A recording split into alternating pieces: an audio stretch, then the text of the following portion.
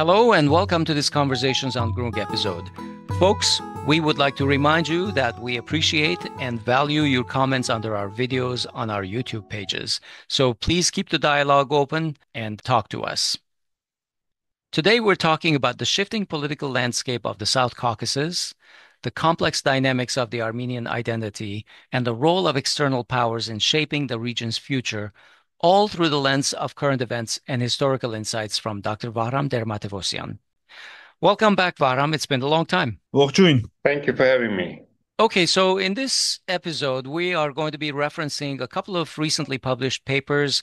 And for our listeners, please go to our show notes at podcasts.groong.org/episode number. We are putting the links over there. So in your recent paper, From TransCaucasia to the South Caucasus, Structural and Discursive Predicaments in Armenia's Regional Integration, you document the perception of Armenia within the wider geopolitical region over time. Over the past 200 years, the constant is that Armenia has largely perceived its destiny to be linked with Russia.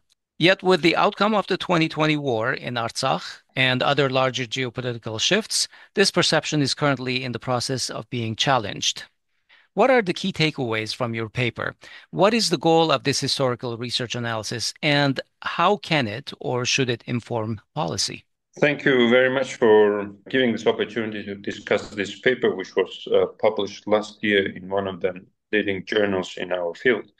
Look, I have been coming to this research question that I raised in this article for a long time, and I have been thinking how Armenia perceives the Caucasus. Because if you talk to Georgians and Azerbaijanis, if you read the academic literature produced by the scholars from these two countries, their perception of the Caucasus as a geopolitical, geoeconomic space somehow differs how we Armenians have looked at the Caucasus since the beginning of the 19th century all the way to the beginning of the 21st century. So some remarkable differences emerge as we dig into the media of the time of the 19th century, early 20th century, how Armenian intellectuals, politicians, leaders have approached, reframed our Armenia's perception and place in the Caucasus. So when we look into these, some interesting patterns and also deviations emerge. And what I tried to do in this research is try to look at the 200 years history of Armenia's perception of the Caucasus, TransCaucasus, or Southern Caucasus, or Caucasus, as in Armenia is also referred to this region. And I try to come up with specific, some generalizations and also opening up some room for questions. So as a result, what I have been able to conclude based on study of the media and statements and policies is a very interesting pattern. First of all, starting from the late 19th century, we see how, especially after the Russian-Turkish War of 1877-1878, and after liberation of the Kars region and the surrounding regions, the Armenians started to believe in the idea that this is how we are going to liberate the rest of the Western Armenia. So that mood started to be a dominant pattern. And the formula was the following. So let's work closely with the Russians, with St. Petersburg at that time, with the capital, with Tbilisi, the governors or the leaders of the Russian Empire in Tbilisi, in the Caucasus, or the TransCaucasia that was referred at that time.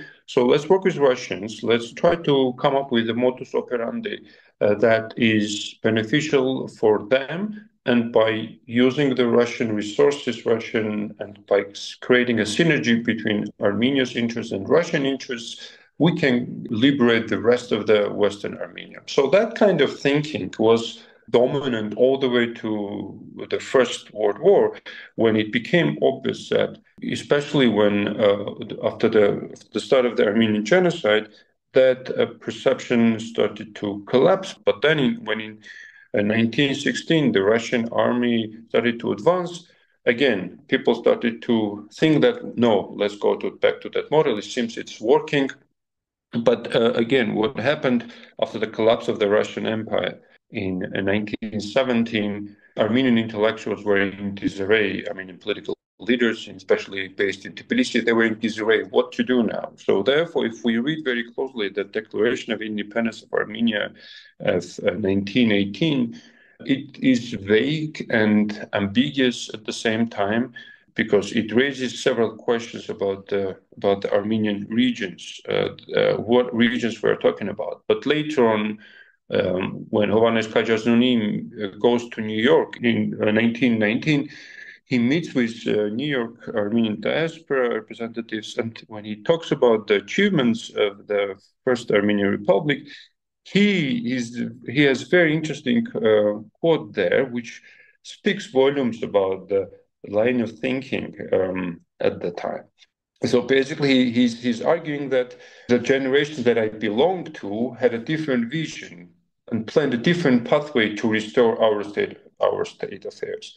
Our eyes were fixed on the south and west, Karin, Van, Mush, and this was from where we were thinking of restoring our history. So that speaks volumes about the kind of dominant thinking among the founders of the First Republic. The second thing that I'm arguing in the article is that it's fascinating to see how diaspora or diaspora thinking of the 20th century and Soviet Armenia thinking of the 20th century came to shape the role and the place of the Caucasus and Armenia in shaping the future of Armenia. So the Declaration of Independence is a wonderful manifestation of that two lines of thinking. And Hovik Manucharyan was one of the first to identify this interesting synergy in his articles in the 1990s. And so I tried to build on that, trying to argue that the Declaration of Independence that has been widely discussed during the recent years under the pressure from Azerbaijan, that Armenia has to, according to Armenian government, Armenia has to revisit and revise some of its formulations and Declaration of Independence. So when we look at the Declaration of Independence, we see that it combines two types of nationalisms that has been long in the process of making. The first one was like a diaspora formulated and calibrated formulation of Armenia's future, of Armenians' dreams, and that is the worldwide recognition of the Armenian diaspora perpetrated in Western Armenia by the Ottoman Turkey. So that's one side of the national dreams. And on the other hand, liberation of Artsakh was at the basis of the Karabakh movement. Of course, back in the days, in the 1980s, late 1980s, 1990s, there were also some discussions, some messages coming from Jabakh about possible movement in Jabakh too. I have another paper on that question that is published in the Journal of Nations and Nationalism, where I discuss how Jabakh movement was being formed in Akhal-Kalak and in Armenian populated areas of Georgia. So that question was also being entertained in Akhal-Kalak, in Jabakh, and in Akhaltskhe, and in current Ninos Minda. But that question was abandoned for different reasons that I discussed in the paper. And the question of Nakhichevan was also discussed, again, by local Soviet Armenian intellectuals and politicians. But the Karabakh was preferred as the most viable pathway for the implementation of the dreams that have been endorsed by Armenians for more than 150 years at that time. So therefore, it's interesting to see this pattern. So when we look at the question of Armenia's role and place in Armenian identity and identity transformation in the Caucasus from the 19th to the beginning of 21st century, one of the best ways to look at it is to look at it from the longue durée perspectives, looking at it from the long historical perspectives, and we'll find answers to many questions. Because if we narrow our focus only on one particular historical period, that is not very helpful for us to understand long-time recurring patterns of geopolitical shifts and our identity shifts pertaining to this region that Republic of Armenia currently exists. So if I try to summarize my research findings, I think this was the way to do. Yeah, you do mention your approach, which is look at it at the longue durée approach. And I wanted to ask how Armenian identity today relates to that long duration approach. And you obviously also caution in your paper that such a big, essentially wide lens may miss specific inflection points in time that may be important. Mm-hmm. And my understanding is that in those 200 years that you look at, it is clear that the main theme in terms of our external ally and relationship is Russia. Russia is viewed as our natural ally during those 200 years. Is the message that we should be mindful of historic trends rather than being nearsighted about current events? Or are you trying to pass any kind of sort of guidance on that? And how should we interpret this long duration description of what's going on? Look, what I'm trying to say in this paper, and also in different interviews and different conference papers that I have presented, is the following, basically. So, in the beginning of the 19th century, I mean, even before that, in the 18th century, also the idea of Russia-centric nation building was gaining more and more prominence among Armenians. In the 18th century, it was very slow for understandable reasons. There were ups and downs on that period. On number of occasions, Russians proved to be unreliable, and only after many attempts, Russians were able to advance into the South Caucasus. But starting during the 19th century, that was a dominant perception and idea among Armenians. If you open the Tbilisi-based periodicals, if you read them very carefully on the discursive level, you see how Armenians were advancing the idea that under the protection of Russians, Armenians were able to gain security, safety, finally, after many centuries of troubles and tragedies and displacement. So that kind of thinking was already being advanced among Armenians in Tbilisi, mostly in Tiflis, which was called at that time. So, and this became sort of a dominant narrative, and you couldn't truly find at least based on what I've read in Tiflis-based Armenian media, you couldn't find any vocal voices critical of Russia. So that was the thinking. So that kind of thinking also came to dominate in the following decades, if not a century. So and then when Soviet Armenia came into being, again, the place and role of Russia was continuously reintroduced. If you read the statements of the leaders of the Communist Party of Armenia, you could come across with praise addressed to Moscow for coming and liberating Armenia and so on and so forth.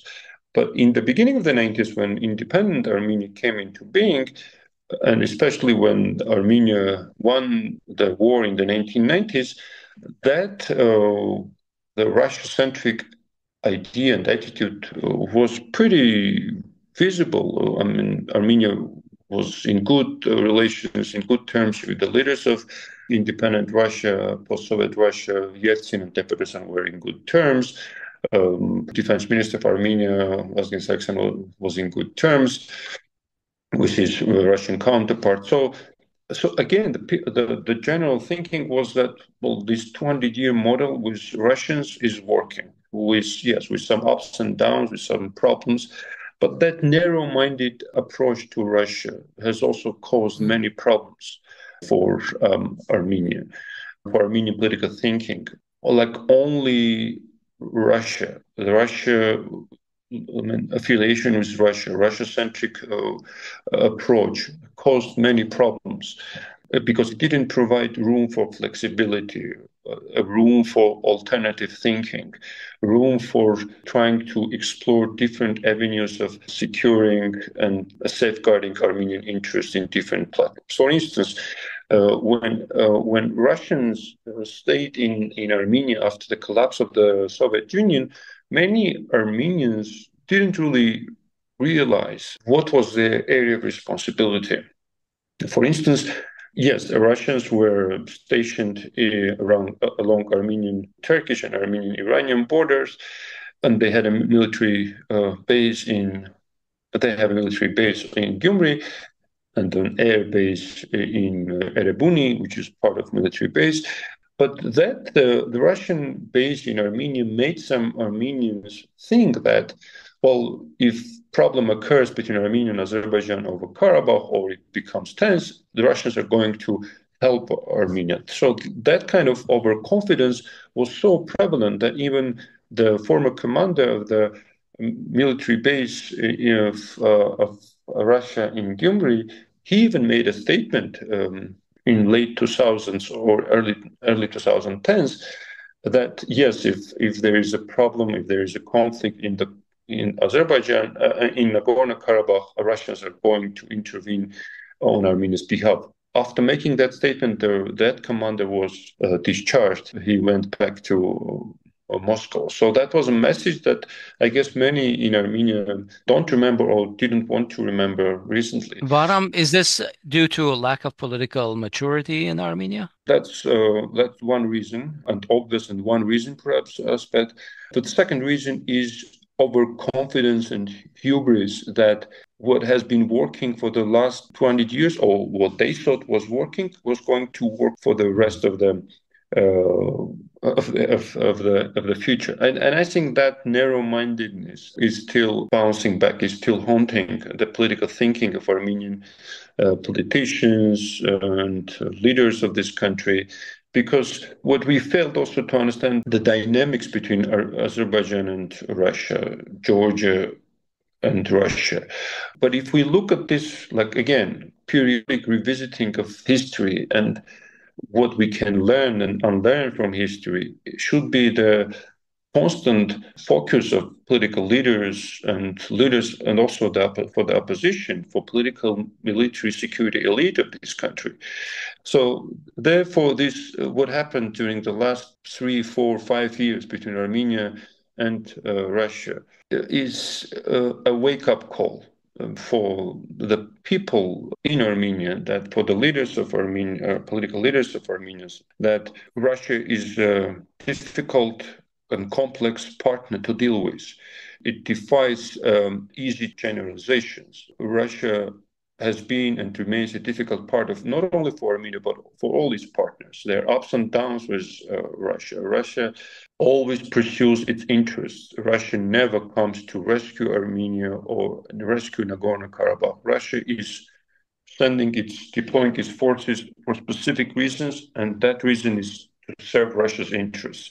So this is the essential component of Armenia's thinking, that most of the time Armenian political leaders, military leaders understood that, but at times when Armenians failed to understand critically this part, that Russia is always pursuing its own interests, this is where we failed miserably. This is where Armenian political leaders made some terrible mistakes. Mm-hmm. Overconfidence on Russia, and always thinking that Russians are here to protect Armenians. This line of thinking has caused many problems, and it is still causing many problems. Yeah, well, I tend to agree with that, actually, wholeheartedly. There are only a few neighbors that we have. So there are only a few neighbors to choose from in terms of strategic relations. And it seems to me that obviously there's Iran, and it seems that Armenia could make its interests coincide. I think Armenia would find a bigger intersection with its own interests between Russia and Iran and not Turkey. Like, I'm just wondering if maybe, do you think that this is just a overconfidence and blind trust of Russia? Or rather than actually, what some are saying today, which is that if we dump Russia and go with the West and Turkey, we'll be better off. Maybe that's a too simplistic a phrasing, but I wanted to get your thoughts on that. Hovik, listen, what you're trying to do, what you just described, is an overgeneralization. But at the same time, this is what most of the time Armenian political and military security leadership has done. And that is, if if not Russia, what else? Or if only Russia and nothing else. So this kind of binary thinking was somehow the defining attitude among Armenians. But if we look at how Georgians or Azerbaijanis have been dealing with Russia, it was such a complex interplay of different factors. Let's look at Azerbaijan. So Azerbaijan in the 1990s, even the whole declaration of independence of Azerbaijan, if you look at the documents adopted by Azerbaijan in 1991, were essentially anti-Russian sentiments written in plain language that most of the major causes of Azerbaijan was Russia, Russian occupation, and so on and so forth. And because of that, Russians were not happy with the kind of language that Azerbaijanis used. And there were some turmoils and tensions between Russians and Azerbaijanis in the beginning of the 1990s. And if you read Heydar Aliyev's statements in the 1990s, it's quite mind-blowing how anti-Russian they were in their essence, basically blaming Russia for losing Nagorno-Karabakh and surrounding regions. So this is what Azerbaijanis were saying. But at the same time, they were in geopolitical, geoeconomic terms, they were in good relations with Russians. They were able to appease Russians when it came to the contract of the century.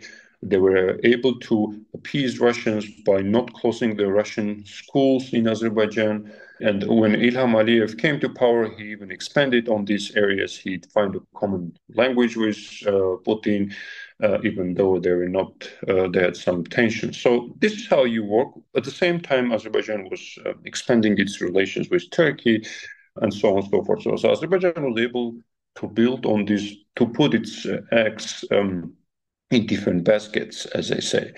And at the same time, with ups and downs with Iran. So what happens in Armenia's case, whenever we have problems with any of our neighbors, we enter a panic mood. I mean, what are we going to happen? What we are going to do? What's going to happen next? How we are going to address this calamity, this terrible status quo?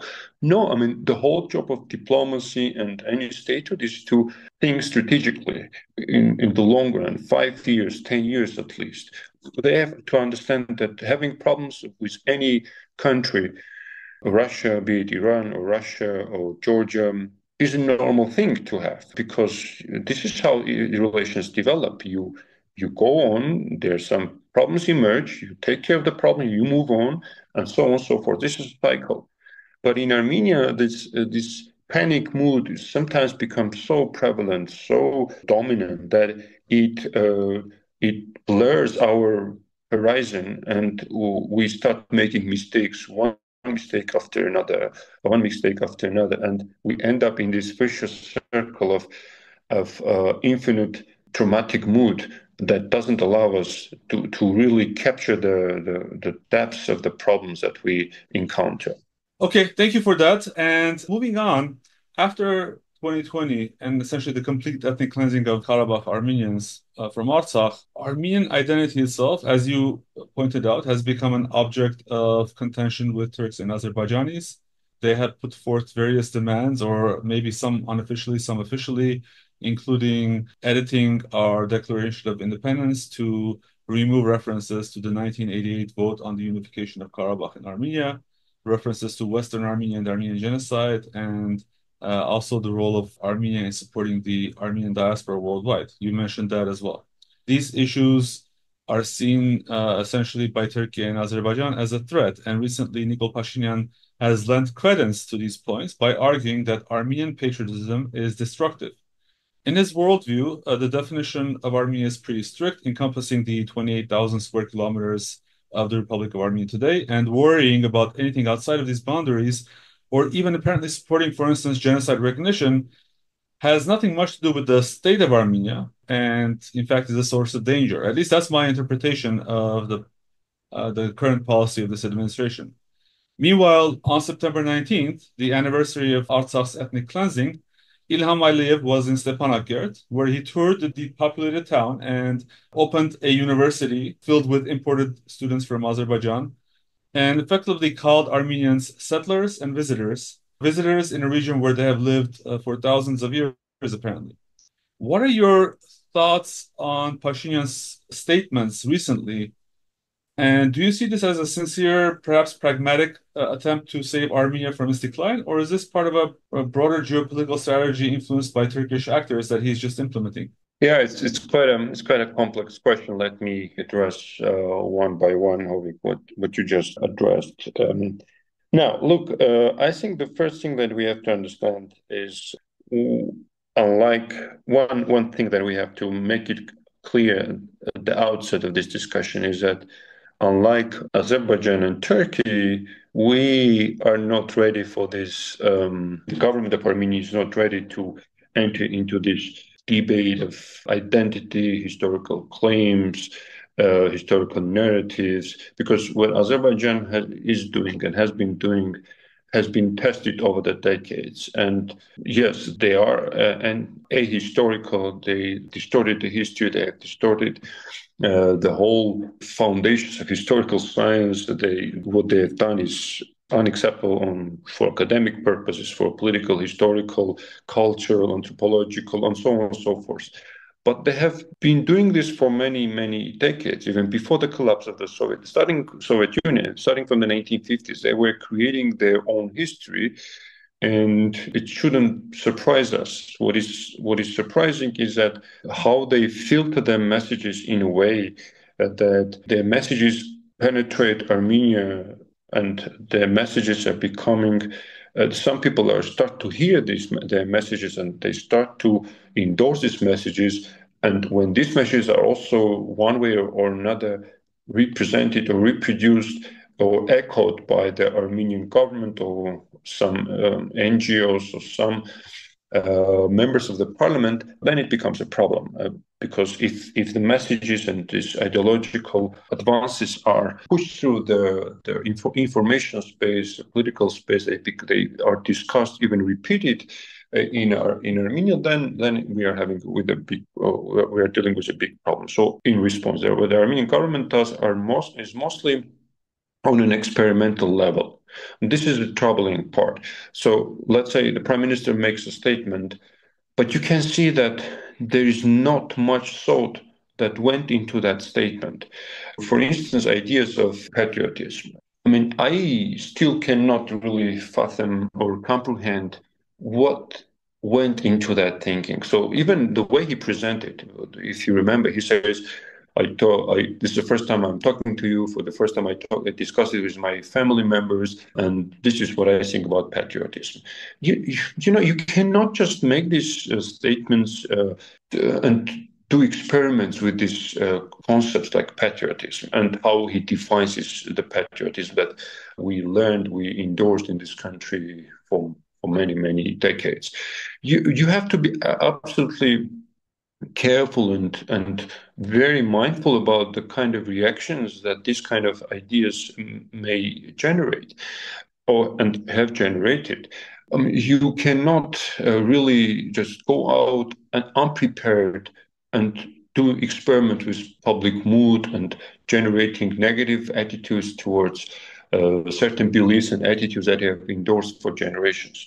So therefore, when he talks about shifts in our symbols and our attitudes and our beliefs and in our identity, the problem that I see is that there is not enough homework done in order for the society, for the polity, for the state institutions to understand what is behind these shifts, other than echoing what Azerbaijan and Turkey are saying. What is really behind that? If he truly believes that we have to concentrate on these 28,000 square kilometers or around that number, then he has to come up with a real concept. What he says, he has a concept which he calls real Armenia. But again, these are empty words to me, just experimental words out there. Let's see what happens. If he and his government truly believes in these ideas, they should sit down and write and elaborate, articulate on a conceptual, on a textual basis, what they think the future Armenia should look like. Otherwise, these are empty wordings which are creating more problems than creating solutions for the current problems that Armenia is facing. So, given what you are saying, Vahram, that some of these arcane ideas suddenly are pushed forward as state policy, is there really a legitimate case for changing Armenia's constitution in light of all these ongoing external pressures? And here we come to the most painful part of the whole discourse. Look, it is unconstitutional to change the constitution because of some demands coming from one country or another country. There is any government that has to do this is sending a message to any country around the world that we are ready to amend the constitution if you have more demands from us. That is linking that internal conditionality with Armenian constitution and willingness to change the constitution because of that is unacceptable. It's just even incomprehensible from many perspectives. Because, look, Armenian constitution is a very interesting text, especially the 2015 amendments. It's pretty long. It's well written. It has 15 plus 1 chapters. But the most important aspect that I think Azerbaijan and Turkey are not very happy with is chapter number 1 of the constitution and article of and the preamble of the constitution, which is again has a number. It's called Article 1, and there's another article. So you basically have 2 Article 1s in the constitution. So the fundamentals of the chapter 1, which is called the fundamentals of Armenian constitutional order, it has 22 articles, and most of these articles are about identity and the symbols and beliefs and that Armenia as a nation has endorsed for many decades, even centuries. So, for instance, the reference to Armenian symbols, that we have a constitutional provision about the symbols of Armenia. So it is not the job of Turkey and Azerbaijan to require Armenia to change Armenia's constitution because they don't like something. You know, the answer to that question should have been at the very outset, in such a blunt and explicit way that Azerbaijan and Turkey would not even think of changing Armenia's constitution. I mean, do you think Turkey didn't propose these ideas back in the 1990s, 2010s? Of course they did. Yeah. On many occasions that they expressed their unhappiness about the Declaration of Independence, about the reference in the Declaration of Independence to about the reference in the Constitution to the Declaration of Independence. So what? Let them talk. Let them be unhappy. Let them live with that. So I think they've just found a moment where there's an extremely weak leader at the helm of Armenia to push this forward again. And that's why this is a conversation piece. That's my point. I mean, the first statement, which should have been so strong that, you know, I mean... None of your business. None of your business. Get the hell out of Right. this. It's not your business. You should stay miles and miles away from Armenia's constitution, because the constitution is not only a piece of document, right? For a second, let's just think that Pashinyan is going to try to push through all the way to 2027 if he's still around.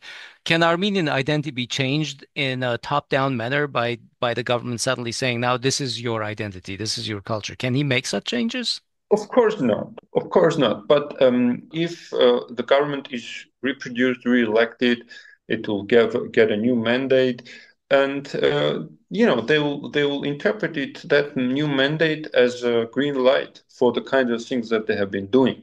If they go and talk to the people and they get re-elected in 2026, if there are no snap elections during that period, they're gonna interpret the public confidence vote saying that, you know, yes, we had terrible mistakes, but it seems the people are giving us a green light to move ahead with the kind of policies that we have been doing for the last 5 years, I mean, saying in 2026.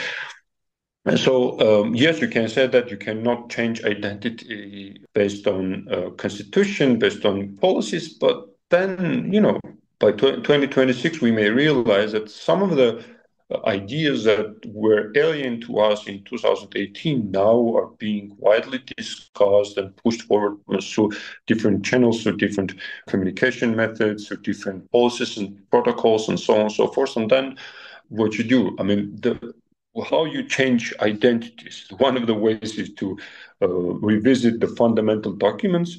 The other way is to attack the church as an institution. The other one is to go and revisit your heroes, your symbols, your beliefs and attitudes.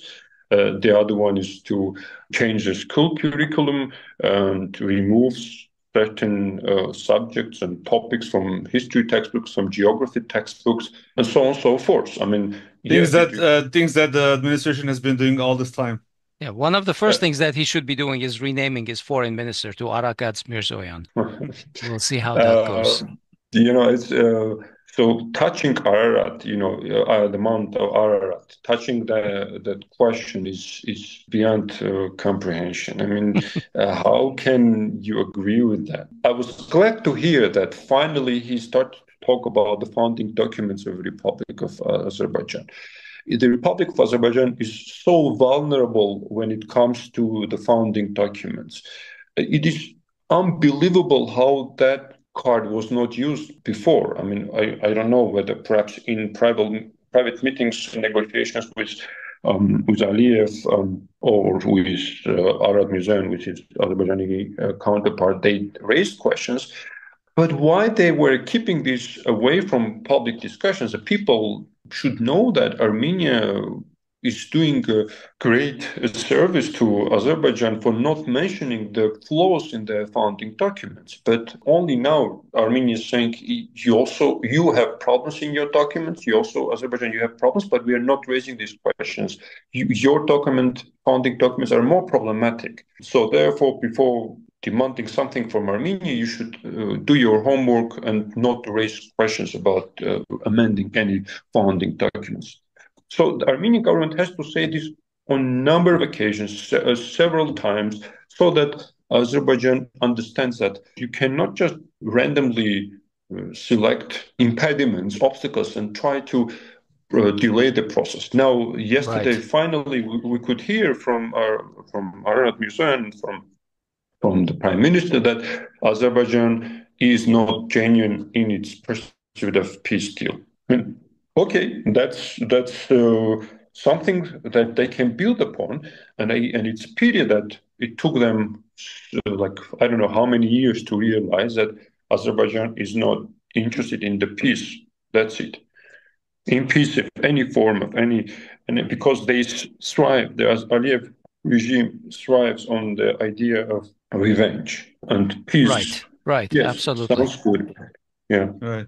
Okay, shifting a little bit, in your paper, you also described the South Caucasus historically as a region that is being basically pulled from multiple directions. Each country considers themselves as part of a different zone of influence, I guess with a small exception in the 1920s when all three were inside a single Soviet federation. Yes. After the 2020 war, and then the Russia and West conflict that erupted in Ukraine, a new 3+3 format was proposed for dealing with issues in the region. I wanted to ask, who are the proponents of the 3+3? And is it possible for the South Caucasus to form and become a distinct political region by itself, maybe for the first time in the history? Mm-hmm. One of the countries that was adamantly against this 3+3 formula, which has been, by the way, which has been around since as a conceptually defined framework since the late 1990s. One of the countries that was against this, in principle, was Georgia, given the Georgian-Russian relations and complexities that have been there for many years. Now, recently, we see that Georgia and Russia are doing some interesting, are initiating some interesting steps. There's a certain rapprochement in the air, definitely. Yes, and it remains to be seen whether this will continue after the elections or not, and it will be defined who is going to win the elections. If Ivanishvili in Georgian Dream, if this party will be re-elected, I think we'll be witnessing how Russia will be trying to appease more Georgia, and I think it's not even excluded that potentially some formula will be found out when Abkhazia and Ossetia, or either of them will be somehow returned to Georgia in a confederation or in some sort of deal that may appease Georgians and basically make Georgia control or claim to control Abkhazia or Ossetia, either of them. So we already see the statements coming from Russia, which were unprecedented, like if we consider the rhetoric and the animosity between these two countries. So Georgia was one of the adamant critics of this 3+3 formula. Now that we see how Georgia is participating in different 3+3 forums and workshops and conferences, I think there is more room for these 6 countries to collaborate. But it's interesting that Armenia has advocated that, has been a vocal proponent of this 3+3, even before the war. And after the war, Armenia was also quite clearly in favor of that formula. Now, why Armenia is for? Of course, Armenia's biggest problem since the late 1990s has been marginalization from regional projects, right? 2 pipelines connecting the Caspian Sea to the Mediterranean Sea, they bypassed Armenia, the railway bypassed Armenia, and so on and so forth. So Armenia's primary objective for being part of, for declaring to be part of this 3+3 was and remains to reintegrate Armenia into this regional project. And now that the government of Armenia is proposing this idea of crossroads of peace, it's basically serving the same purpose, trying to reintegrate Armenia into regional transportation networks, making Armenia not as a marginalized and cornered country in the region, but being able to center Armenia, to position Armenia as one of the crossroads of this region. Will Armenia be able to do that? It remains to be seen. One of the problems of this Crossroads of Peace initiative, that it is not very well formulated for the wider public. Look at the kind of presentations that Prime Minister and his team are sharing around different platforms.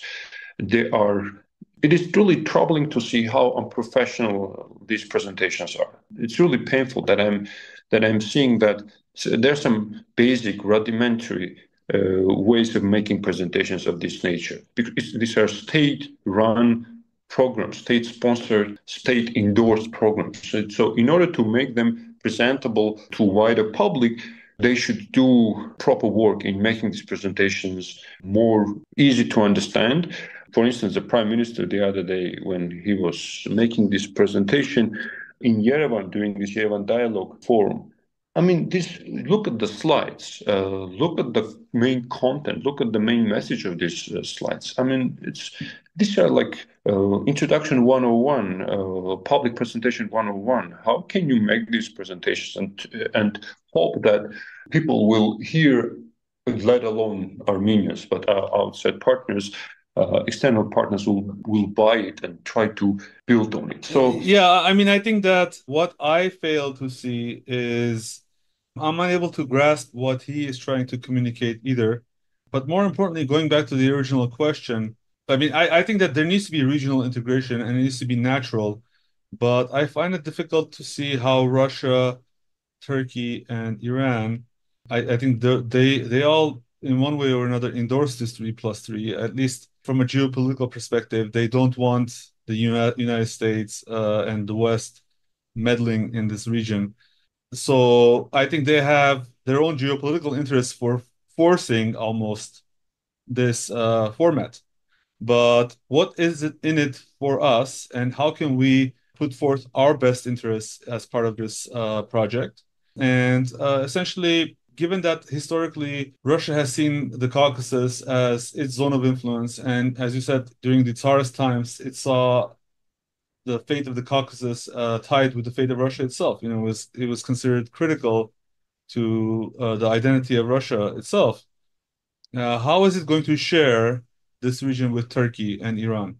What are the different vectors of influence externally? If you could talk a little bit about that.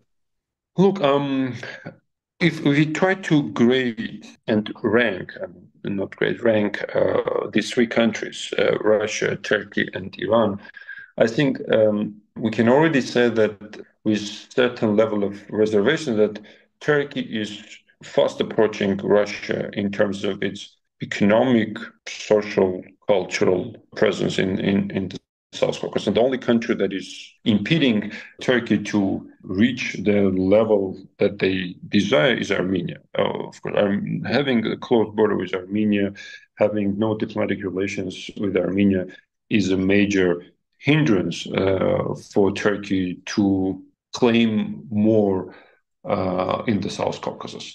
And of course, all the countries understand that, and Turkey understands that. Now, Russia's presence in the South Caucasus, in addition to its historical claims and dominance in the South Caucasus, has also been challenged. And over the last 30 years, not only with Turkish, but also American and European presence and business presence and cultural geopolitical presence.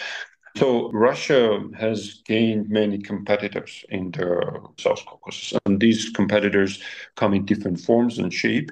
They come in with different toolboxes, with different attitudes towards the Caucasus. So Russia has gained strong competitors.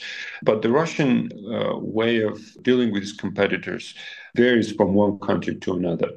For Russians, it's much easier to it was much easier to work in Armenia because they had almost a virtual monopoly over many aspects of Armenia's economy, Armenia's infrastructure, but it's also being changed and challenged by Europeans, by Americans. And so therefore Russians clearly understand the limitations that they themselves have posed on themselves as a result of uncalculated or miscalculated steps that they took in the South Caucasus. Now, coming to Turkey, Turkey has learned a great deal since the 1990s. When in the 1990s, in the beginning of the 1990s, Turkey was quick to jump into this region, but then later on they understood the limitations that they have in the Caucasus, and they couldn't really compete with Russians at that time. But later on, they didn't give up. They start to come back with different projects, with different initiatives, and slowly yet steadily they have established themselves, at least in Georgia and Azerbaijan. Now, are they able to compete with Russians on the same level as Russians? No, I'm not yet. But I think if Armenian-Turkish relations are normalized, it will. I think my calculations, my research shows that I think you'll need another 5-10 years to complete the circle, and Russia's role will be visibly diminished in the South Caucasus. And Russians, if Russians continue to do the same as they do now, the same kind of policies, the same kind of initiatives, not paying enough attention to soft powers, to initiatives in the South Caucasus, I think in the long run, if it continues like this, Russians are going to lose and lose big. And then we come to Iran. Iran has been quite vocal recently, especially with the so-called Zangezur corridor, and they will continue to be vocal. But again, Iranian interests are quite multifaceted. When they talk about the red lines, we should understand that countries like Iran, it has many red lines. It's not one red line, and that makes many Armenians so enthusiastic that Iran is going to protect Armenia and Armenia's interests. And again, another extreme thinking that has occupied many in Armenia. So when Iran's religious leaders, Iran's political leaders, military leaders are talking about red lines and inviolability of the Iranian-Azerbaijan border, the Armenians should understand that it is whatever Iran is saying, it is solely for Iran's national security interests, national security priorities that they talk about. Yeah, and this is so important to understand. Which means what? As long as they're in line with Iran's political national strategies and preferences, they have a position. They would have a position. But so therefore, the Iranian's perspective on the South Caucasus statements should be contextualized. It is really important, because if we just take one statement or another statement made by one or another Iranian leader, it is good for information purposes, but for policy planning purposes, they're not enough. Wider context needs to be constantly revisited and understood, what to make out of Iran's perspective in the South Caucasus, and so on and so forth. So, therefore, the competition between these three countries will, for the South Caucasus, will continue, in addition to India, in addition to China, in addition to European Union and the United States. So these big stakeholders, outsiders outside of this region, they would get stronger foothold. They would try to get a stronger foothold. But so therefore, the South Caucasus is such a vital region for different reasons, that Armenia should really constantly revisit its own assumptions and about its role and the role of the neighbors about South Caucasus. You mentioned how Russia basically has mismanaged its foreign policy in the Caucasus, and as a result, it's losing. I think that was maybe one of the things that Pashinyan essentially took a wrong bet on, potentially, when Russia started losing ground in Ukraine in 2022. He went to Prague and declared that Artsakh is part of Azerbaijan. How much does the Russian conflict with the West influence the political maneuverings of the nations in the South Caucasus? And what is the potential? For instance, if like we're seeing right now, the war in Ukraine is going bad for Ukraine and Russia keeps gaining ground.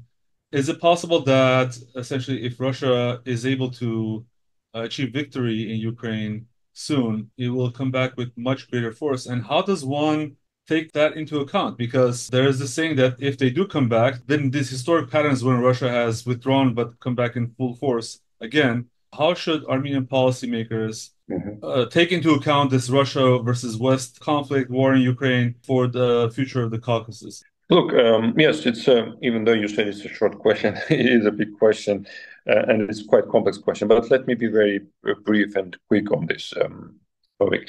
So the first one, yes, if and when the conflict in Ukraine finishes, there's a big if out there, and many commentators and scholars believe that a lot is depend on the elections in the U.S. Let's say if the Ukrainian war ends and Russia will try to strategize its priorities and do a big comeback in the Caucasus. I think in Armenia, it is also showing some signs of comeback, because given what's going on between Russia and Georgia, I think it's quite significant, and we are still not really grasping the magnitude of this shift in Russia's public mood and political mood. But when it comes to Armenia, I think Russia's comeback has to answer some questions, really, some questions how come that Russia was so incapable of stopping the depopulation and ethnic cleansing of Armenians in Artsakh? I mean, when Putin and the Russian political military leadership keep referring to Armenia's prime minister's statement that Artsakh belongs to Azerbaijan, I find it quite ingenuine and also hard to believe. And this is not the attitude that Armenians as a nation deserved, for hearing such a simplistic reasoning why Russians left Armenians unsecured and unsafe in Nagorno-Karabakh, because they need to come up with a better version of the crime that they did in Nagorno-Karabakh. But there was a crime against not only people of Nagorno-Karabakh, not only crime against the political military leadership of Nagorno-Karabakh, but also crime against Armenian nation and humanity in the long run. So they let this happen. It happened under their watch. Therefore, Russians have to, if they do come back, the first thing that they should do, if any negotiation raises the conditionality of their return, is to make sure that Armenians go back to Nagorno-Karabakh and they live in security and in dignity in their ancestral lands. Can Russians provide this can they reclaim the mandate that they initially had in 2020? If they are able to deliver on this, yeah, let them come back. But we know that how remote is this idea given current circumstances. But you never say never, given the realities of the Caucasian politics. And so, therefore, I think Russia's comeback shouldn't be easy, as Russians think, or some Russian commentators think. No, Russia has conducted several strategic mistakes, and Russians should understand that their comeback will not be a red carpet comeback. Well, so I mean, I agree with you, and I think many Armenians on the emotional level feel that Russia has betrayed them. But when we were speaking with some analysts, it was the same thing that you mentioned, right? Well, we need to understand what Russia's own interests are. And for instance, we were asking Glenn Deason, a Norwegian professor, whether the Karabakh War was a trap for Russia.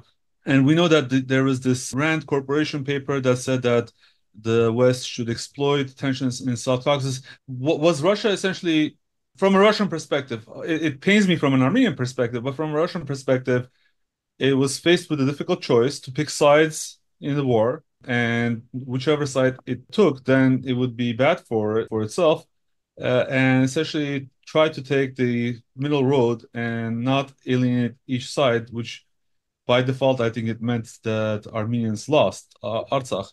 Or rather, it took the path of the least damage to its own national security. Yeah, so it didn't take the bait rather than the Armenian interest. Yeah, exactly. Which brings us back to the war in Ukraine, and unfortunately, it seems like no matter what happens for Armenian interests themselves, it's going to be very difficult to reclaim what we had. You talked about it from a perspective of Russia has to do this and Russia has to do that. What does Armenia need to do in order to ensure that Russia acts in better interests of Armenia? Yes, of course, when I said Russia has to do that or the other countries has to do that, it's a wish list that we have. But the first thing that we have to do is to do some house cleaning. And the first thing that Armenian leadership has to write day and night, 24/7, making sure that the world doesn't forget about the hostages and prisoners of war that are kept in the Baku prisons. Second, that more than 200 square kilometers of Armenian sovereign territory has been occupied by Azerbaijan. Third, that Armenians have to go back to their ancestral lands and live in security and dignity.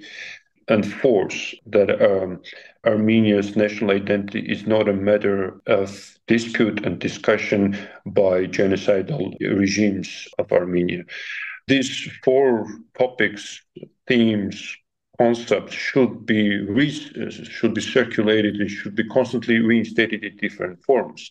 Therefore, how we do this, we just task the diplomatic missions, diaspora institutions, and also different platforms, different opportunities to explore and to make sure that the world finally gets it, that Armenian government is pursuing these objectives relentlessly.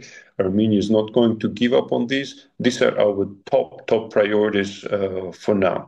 So if we give up even on one of these, then the whole strategy will fail miserably. So therefore, will the Armenian government be willing to revise and revisit on these four objectives? Well, let the people of Armenia make the choice and the Armenian opposition decide what to do on this. But the government should be pushed very hard on these matters. They should understand that they have to work on this on a day and night basis and 24/7 basis. Otherwise, there is a big discrepancy of what the government says and what it does. I think that's a good place to stop. Your research papers are very thoughtful and thought-provoking, and I want to remind everybody that we have put links in the show notes at podcast.groong.org/episode number, so go and check them out. Thank you so much for all your time, Dr. Ter-Matevosyan. Thank you, Dr. Ter-Matevosyan. Thank you very much, Asbed and Hovik. Thank you very much for your time, and I wish you all the best. That's our show today. This episode was recorded on October 2nd, 2024. We've been talking with Professor Vahram Ter-Matevosyan, who is an associate professor and chair of the Political Science and International Affairs program at the AUA, American University of Armenia. His research interests focus on Turkish politics, Kemalism, political Islam, and security in the South Caucasus. For more information on the participants in this episode, check out our show notes at podcast.groong.org/episode number. Please remember to support us. Go to our donate page, podcasts.groong.org/donate, and become a sustaining member of Groong and give monthly. Thank you in advance. I'm Asbed Bedrossian. And this is Hovik Manucharyan. Please follow us on social media and follow us everywhere you get your Armenian news. The links are in the show notes. Thanks for listening. We'll talk to you soon.